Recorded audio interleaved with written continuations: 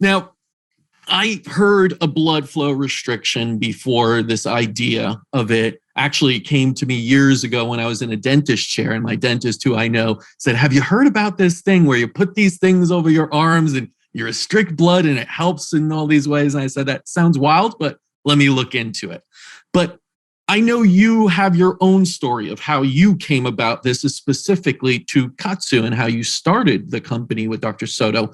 Can you go into that story of what led you into understanding of BFR and the KAATSU approach to it? Yes, it was back in 2001 when at the time I was part of this project, the 22nd Century Project in Japan, which actually looked forward 100 years. So the Japanese government and the Japanese private sector, including the medical community, looked forward 100 years in the future. What do people need to do now in order to be healthy, strong, resilient, et cetera, 100 years from now? Of course, it was more of a thought experiment than anything.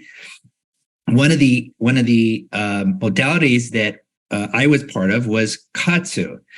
And KAATSU was an invention, or is an invention, of Dr. Sato in Tokyo, Japan. And I literally accidentally met him because at the time I was serving as a volunteer swim coach for the U.S. national swim team.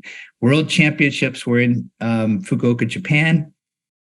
I had a pass. That means I could get on the deck. I could go around. I saw these Japanese athletes with bands around their arms, which I thought was quite strange as they're preparing for the finals at a world championships.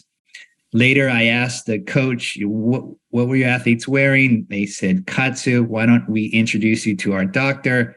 And that's when I met Dr. Sato back in 2001. I asked him what it was about. And he said, do you speak English? We were speaking Japanese at the time. I said, yes. He said, do you travel outside of Japan? I said, yes.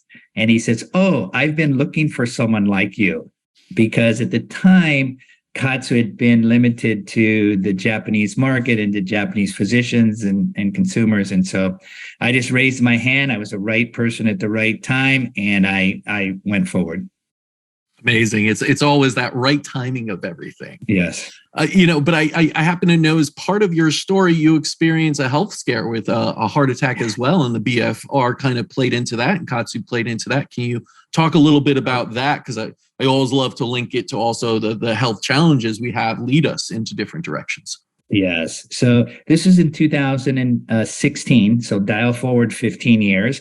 I'd been doing KAATSU for 15 years. I was very familiar with it. In fact, I spent 10 years with a team of cardiologists at the University of Tokyo, working with people with cardiac issues, heart attack, stroke, heart bypass, stents, etc., who were using KAATSU to rehabilitate themselves. Well, come 2016, I unfortunately pushed myself way too hard.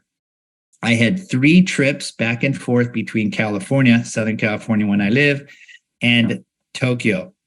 3 round trips in 11 days, and it was just way too much. I came off of the airplane. My peripheral vision had narrowed. My wife said I didn't look well. Picked me up from the airport. I went straight to bed. The next morning, I walked down the stairs of our house and just face planted. I had what they call a widowmaker, a clot in my artery. My 17-year-old son at the time actually gave me hands-only CPR. He kept me alive. He's my hero. I was taken to the local hospital. 9 days later, I was put in what they call the Arctic Sun Protocol. So they sort of freeze you. They reduce your core body temperature, try to minimize the damage to everything. And the doctor had told my wife at the time, your husband may have severe neurological damage when he gets out, basically because I wasn't breathing or my heart wasn't beating for a while, although I was being treated by my son or the paramedics. Make a long story short, I woke up. And I asked the doctor, I said, I'd like to do KAATSU as part of my rehabilitation. Now, my cardiologist at the time had never heard about KAATSU. Nobody had really heard about KAATSU at the time. But I had this 10-year period of training by cardiologists who had used KAATSU for their cardiac rehab. So I called them up and they said, well, Steve, you know what to do. And it's your body, it's your technology. Just go for it. So I literally used my own technology to help me rehabilitate from this widowmaker heart attack in 2016. Incredible. It was right there for you, basically waiting for you to, help improve yourself on the recovery path.